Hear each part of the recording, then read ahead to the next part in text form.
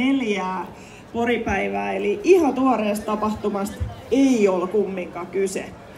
Paljon ohjelmaa jo ollut ja sitä yhä tänäpä ja vielä huomenakin ympäri kaupunkia löytyy, ja tarkemmat ohjelmat löytyy sieltä porinpaiva.fi-sivustolta. Sieltä kannattaa katsoa, näkee päiväkohtaiset ohjelmat ja saa haettua, jos on joku muistikuva, että jossakin päin olisi jotain, niin hakusanan löytyy kans.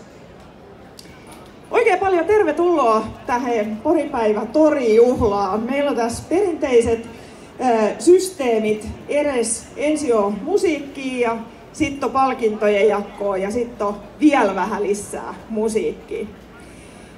Tänä vuonna vietettiin Porikaupunkiin Poripäivän vastaanottoa 50-vuotias Yyteri Kylpylähotellis ja 50-vuotiaita vähän niin kuin juhlitaan tänäpäinkin.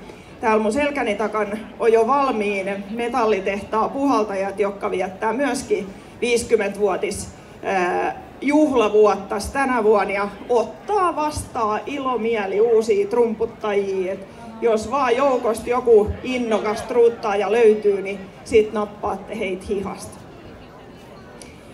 Metallitehtaan puhaltajat on porilainen puhallinyhtye, joka perustettiin Outokummu Poritehtaan soittokunnaksi vuonna 1974.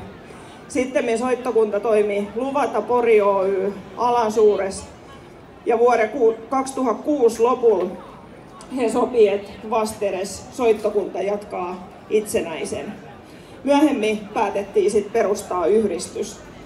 14-henkinen soittokunta soittaa etupäässä kotimaista perinteistä tanssia, viihdemusiikkia ja myöskin marssit löytyy ohjelmistosta. Ja koska kerran poripäivä on liputuspäivä ja juhlapäivä, niin marssi laljetaan.